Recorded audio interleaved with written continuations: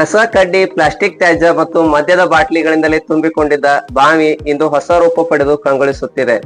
ಕಳೆದ ವರ್ಷ ಈ ಹೊತ್ತಿಗೆ ಹನಿ ನೀರು ಇಲ್ಲದೆ ಬರದಾಗಿದ್ದ ಬಾವಿ ಒಡಲಲ್ಲಿ ಈಗ ಜೀವಜಲ ಚಿಮ್ಮುತ್ತಿದೆ. ಬೆಳಗಾವಿ ಪ್ಯಾಸ್ ಫೌಂಡೇಶನ್ ಈ ಬಾವಿಗೆ ಮರುಜೀವ ನೀಡುವಲ್ಲಿ ಯಶ ಕಂಡಿದೆ. ಹಾಗಾದ್ರೆ ಆ ಬಾವಿ ಯಾವುದು ಅಂತೀರಾ? ನೋಡ್ಕೊಂಡು ಬರೋಣ ಬನ್ನಿ. ನೀವು ನೋಡುತ್ತಿರುವುದು ಬೆಳಗಾವಿ ತಾಲೂಕಿನ ಮುತ್ತಗಾದ ಕಂಚವೀರನಗರದ 3 ಶತಮಾನ ಇತಿಹಾಸವುಳ್ಳ ಬಾವಿ. ಕಸಕಡ್ಡಿ, ಪ್ಲಾಸ್ಟಿಕ್ ತ್ಯಾಜ್ಯ, ಮದ್ಯ ಸೇವಿಸಿದ ಬಾಟಲಿಗಳಿಂದ ಇದು ತುಂಬಿಕೊಂಡಿತ್ತು. ನೀರಿನ ಸೆಲೆಯೇ ಬತ್ತಿ ಹೋಗಿ ಮಳೆಗಾಲದಲ್ಲೂ ಬರಿದಾಗಿತ್ತು. ಆದರೀಗ ಅದೇ ಬಾವಿಯಲ್ಲಿ ಜೀವಜಲ ಚಿಮ್ಮುತ್ತಿದೆ ಮತ್ತೆ ಹೊಸ ರೂಪ ಪಡೆದು ಕಂಗೊಳಿಸುತ್ತಿದೆ.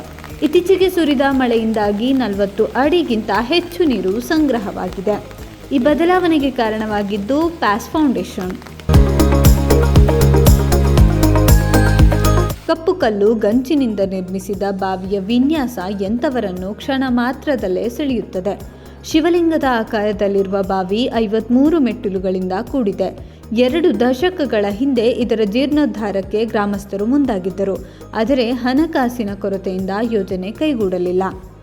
ಈ ಮಧ್ಯೆ ಜಿಲ್ಲೆಯಲ್ಲಿ ವಿವಿಧ ಕೆರೆಗಳು ಮತ್ತು ಬಾವಿಗಳನ್ನು ಪ್ಯಾಸ್ ಫೌಂಡೇಶನ್ ಪುನರುಜ್ಜೀವನ ಮಾಡುತ್ತಿರುವ ಸಂಗತಿ ಗ್ರಾಮಸ್ಥರಿಗೆ ತಿಳಿಯಿತು.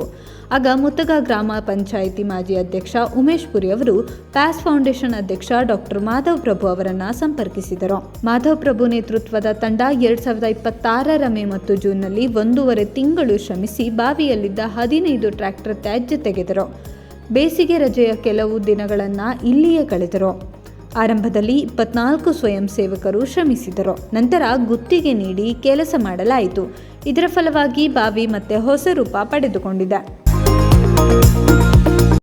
ಇತ್ತೀಚೆಗೆ ಮುತ್ಗಾ ಗ್ರಾಮದಲ್ಲಿ ಒಂದು ಪುರಾತನ ಬಾವಿಯನ್ನು ನಾವು ಪುನರ್ಜೀವಿಸಿದ್ದೇವೆ. 2 ತಿಂಗಳ ಹಿಂದೆ ನಮ್ಗೊಂದು ಪ್ರಪೋಸಲ್ ಬಂತು. ಅಲ್ಲಿನ ಮಂದಿ ನಮ್ಗೆ ಫೋನ್ ಮಾಡಿದ್ರು. ಅವ್ರು ಕೇಳಿದ್ರು, ನಮ್ಮ ಕಡೆ ಒಂದು ಬಾವಿ ಇದೆ, ಈ ಥರ ಪುರಾಣ ಬಾವಿ ಇದೆ, ನೀವು ಅದನ್ನು ಪುನರ್ಜೀವಿಸಬಹುದಂತ. ನಾವು ಅಲ್ಲಿ ಹೋದಾಗ ಬರೀ ಮಣ್ಣಿನಿಂದ ಅದೆಲ್ಲ ಮುಳುಗೋಗಿತ್ತು. ನಾವು ಅದನ್ನು ನೋಡಿ ಅದನ್ನು ಪುನರ್ಜೀವಿಸಿದ್ದೀವಿ. ಈ ಹಿಂದೆ ಬಾವಿ 60 ಅಡಿ ಆಳವಿತ್ತು. ಹೆಚ್ಚಿನ ನೀರು ಸಂಗ್ರಹವಾಗಲಿ ಎಂಬ ಆಶಯದೊಂದಿಗೆ ಮತ್ತೆ 15 ಅಡಿ ಆಳದವರೆಗೆ ಕೊರೆಯಲಾಗಿದೆ.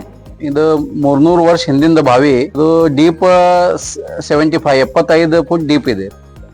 ರಿಸ್ಟೋರ್ ಮಾಡಬೇಕಾದ್ರೆ ಕಡಿಮೆ ಅಂದ್ರೆ ಒಂದು 15 ಟ್ರಿಪ್ ಕಸ, ಮಣ್ಣು ಮತ್ತು ಪ್ಲಾಸ್ಟಿಕ್ ಬಾಟ್ಲುಗಳು ಎಲ್ಲ ತುಂಬಿ ನಾವು ಹೊರಗೆ ಹಾಕಿವಿ. ಬಾವಿಯ ಇತಿಹಾಸದ ಬಗ್ಗೆ ನಿಖರತೆ ಇಲ್ಲ. ಆದರೆ ಈ ಹಿಂದೆ ರಾಜ ಮಹಾರಾಜರು ದೇಶದಲ್ಲಿ ಒಂದು ದಿಕ್ಕಿನಿಂದ ಇನ್ನೊಂದು ದಿಕ್ಕಿಗೆ ಪ್ರಯಾಣ ಮಾಡುವಾಗ ತಮ್ಮೊಂದಿಗೆ ಬರುವ ಕುದುರೆ, ಆನೆ, ಸೈನಿಕರ ದಾಹ ನೀಗಿಸಿಕೊಳ್ಳಲು ಈ ಬಾವಿ ನೀರು ಬಳಸುತ್ತಿದ್ದರು ಎಂದು ಪೂರ್ವಜರು ಹೇಳುತ್ತಿದ್ದರು ಎನ್ನುತ್ತಾರೆ ಗ್ರಾಮಸ್ಥರು. ಬಾವಿ ಏಕದಮ್ ಕೆಟ್ಟ ಪರಿಸ್ಥಿತಿ ಆಗಿತ್ರಿ. ಇಲ್ಲಿ ಎಲ್ಲಾ ಕಚರ ಬಿಚರ ತುಂಬಿದ ನೀರೆಲ್ಲ ಏನು ಇರ್ಲಿಲ್ಲ. ಈ ಬಾವಿಗ ಏಕದಮ್ ಗಲೀಜ ಮಾಡಿದ್ರಿ ಇದು ಮಂದಿ ಎಲ್ಲ. ಖರೆ ಈಗ ಸ್ವಲ್ಪ ಇವ್ರು ಚಲೋ ಮಾಡ್ಯಾರಿ ಬಾವಿಗಳು. ಈಗ ಸ್ವಲ್ಪ ನೀರು ಬಂದಿದಾವ್ರಿ ಬಾವಿಗ. ಕಂಚವೀರನಗರದಲ್ಲಿ 1,000 ಜನಸಂಖ್ಯೆ ಇದೆ. ಬಹುಗ್ರಾಮ ಕುಡಿಯುವ ನೀರಿನ ಯೋಜನೆ, ಸ್ಥಳೀಯ ಜಲಮೂಲ ಬಳಸಿಕೊಂಡು ಗ್ರಾಮಸ್ಥರಿಗೆ ನೀರು ಪೂರೈಸಲಾಗುತ್ತಿದೆ.